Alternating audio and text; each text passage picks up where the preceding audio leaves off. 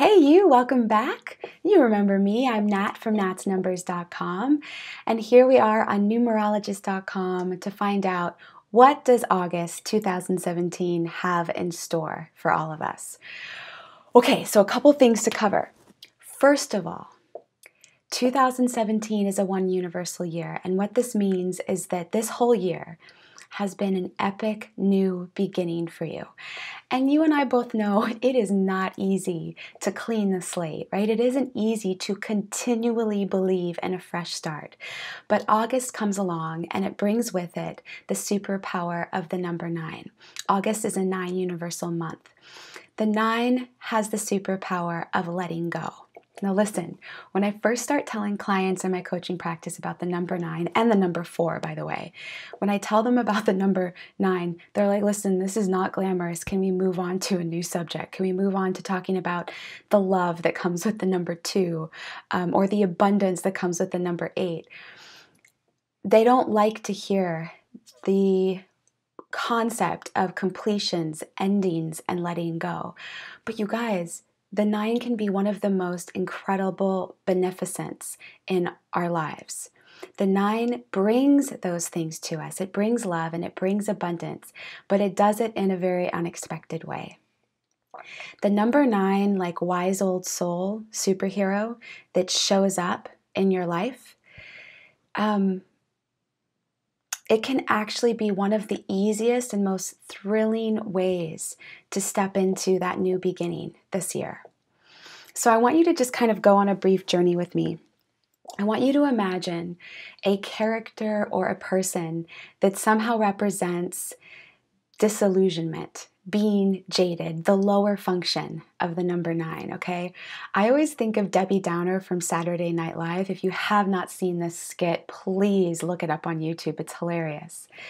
But basically, you could also think of somebody that you know that maybe they never recovered from that trauma. Maybe it was a friend who couldn't open up their heart again after heartbreak, right? It's somebody who's stuck in the hurt and the pain of the past. The number 9, in its lower function, is the voice that shows up that says, the reason things aren't going my way, it's because of the past. It's because life is getting harder and harder.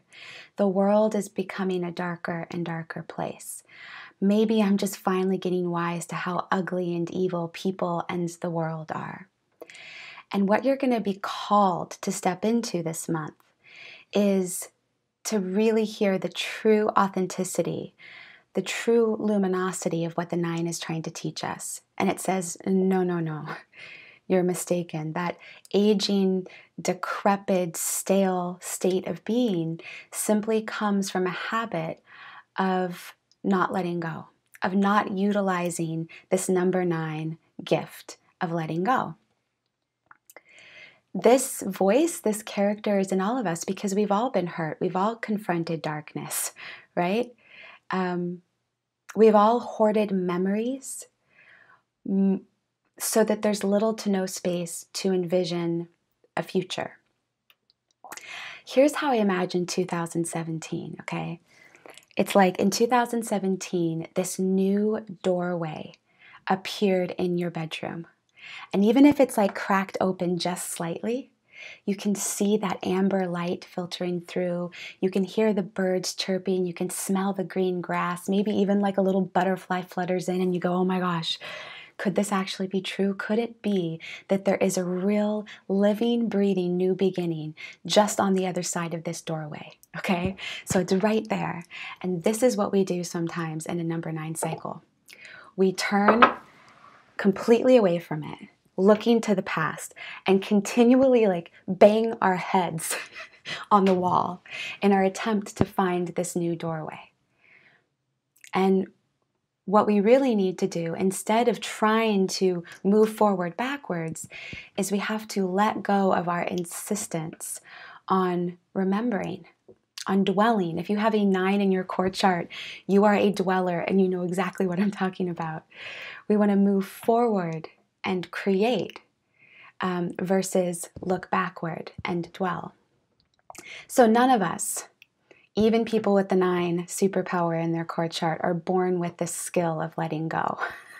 None of us are born with the skill of completely releasing what is behind us. But it is really worth it. The 9 is so magnificent.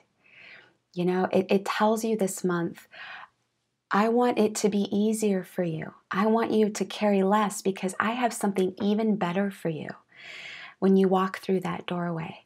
I want you to lighten the load. I want you to create empty space so that you can finally have the endurance and the energy to go further than you ever have before. So, how do we do this month? Well, I found this really awesome tool that comes from Oprah. And here's a quote from her that I'm slightly paraphrasing. She says, quote, "Maybe you're one of those people holding on to what happened or what you think should have happened. But I ask you, for what purpose? To feel right, righteous, justified, validated? Proving I was right used to be a major character flaw. I had to do some conscious work to change it. A single question got me started. Do you want to be right or do you want peace?" Those 11 words released me years ago and put me on the path to freedom. Whatever your reason for holding on to resentments, I know this for sure. There is none worth the price you pay in lost time. Time you could have given yourself to love and live more fully. Time you can never make up. The time is now. Let go. And I want to add something to this.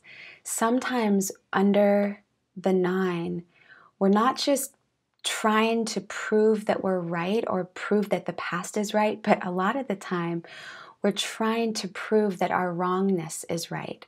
We're painting ourselves in a negative light. We're mired in shame.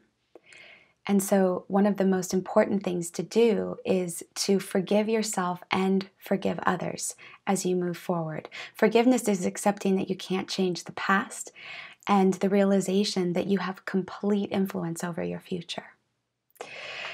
Woo boy, this is going to be an awesome month. So use Oprah's tip of asking yourself, do I want to be right or do I want peace?